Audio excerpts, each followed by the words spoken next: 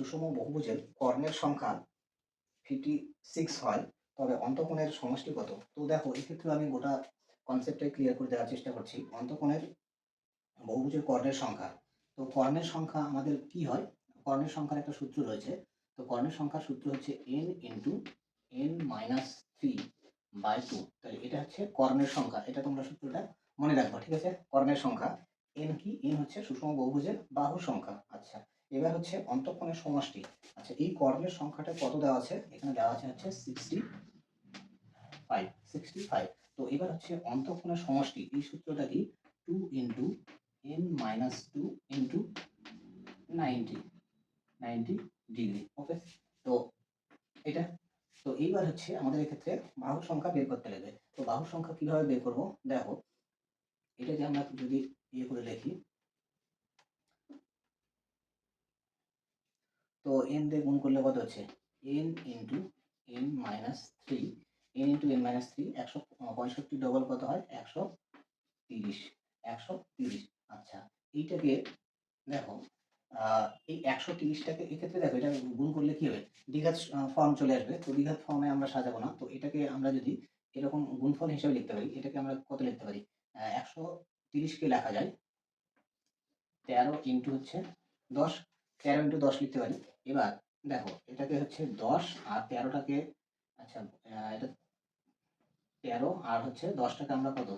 13 minus হচ্ছে 3 লিখতে পারি, ঠিক আছে? তো এক্ষেত্রে ডেফিনেটলি আমরা কি পাচ্ছি? কম্পেয়ার করলে n ইকুয়াল টু কিন্তু 13 পেয়ে যাচ্ছে। ওকে, n ইকুয়াল টু 13, মানে বহুভুজটির বাহু সংখ্যা হচ্ছে 13, ঠিক আছে? তো এইবার আমাদের হচ্ছে অন্তঃকোণের সমষ্টি, এই ফর্মুলাতে যদি n এর মান 13 পুট করে দিই, তাহলে কত হচ্ছে?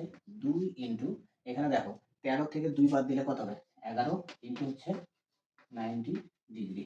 ওকে, তো এইটা গুণ করলে কত হচ্ছে? 22, 22 ইন্টু 9।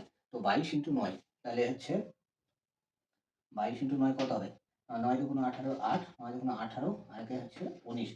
এইটা তাহলে হচ্ছে আমাদের 1980 ডিগ্রি। 1980 ডিগ্রি কিন্তু আমাদের সঠিক আনসার হচ্ছে 1980 ডিগ্রি। তাহলে এক্ষেত্রে আমাদের সঠিক আনসারটা কিন্তু অপশন নাম্বার সি হচ্ছে, ঠিক আছে? তো দেখো, এক্ষেত্রে তাহলে দুটো ফর্মুলা তোমাদের আমি বলে দিলাম। তো একটা হচ্ছে বহুভুজের কর্ণ সংখ্যা, আর একটা হচ্ছে বহুভুজের অন্তঃকোণের সমষ্টি, ঠিক আছে? তো এটা তোমরা ভালো করে মনে রাখবা। আর আরেকটা বলে দেই, আমাদের হচ্ছে বাহু সংখ্যা যদি বের করতে বলে, তো বাহু সংখ্যা বের করতে বললে n ইকুয়াল টু হচ্ছে, এটা কিন্তু সুষম বহুভুজের বলছি সবগুলো কেস। তো সুষম বহুভুজের ক্ষেত্রে 360 ডিগ্রি বাই হচ্ছে একটি বহিঃকোণ। তো এটা কিন্তু একটি বহিঃকোণ, ঠিক আছে? একটি বহিঃকোণ। তো এই ফর্মুলা ধরে আমাদের কিন্তু বাহু সংখ্যা বের করা যাবে। তাহলে একটি যদি বহিঃকোণ দেওয়া থাকে, তাহলে বাহু সংখ্যা কত হবে? 360 ডিগ্রি বাই এটা, ঠিক আছে? আর একটা হয়, তো অন্তঃকোণ প্লাস বহিঃকোণ, অন্ত প্লাস বহিঃকোণ, তো তো অন্ত প্লাস হচ্ছে বহিঃকোণ। তো আমি পুরোটা লিখলাম না, অন্ত প্লাস বহিঃকোণ, এটা কিন্তু অলওয়েজ 180 ডিগ্রি হয়। তো এই হচ্ছে মোটামুটি 4 রকমের ফর্মুলা। তো সবগুলোই হচ্ছে আমি আলোচনা করে দিলাম।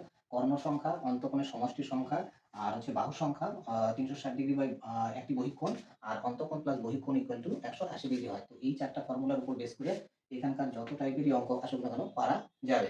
তো চলো, ভিডিওটি ভালো লাগলে লাইক শেয়ার করো, এবং পরীক্ষার উপযোগী মনে হলে বন্ধু বান্ধবদের মাঝে শেয়ার করো, এবং আমার চ্যানেলটিতে নতুন হয়ে থাকলে সাবস্ক্রাইব করে বেল বাটনটি প্রেস করে রাখবে, যাতে এরকম গুরুত্বপূর্ণ ম্যাথ সায়েন্সের সমাধান সহজ পদ্ধতিতে কিভাবে করা যায় তা শেখার জন্য।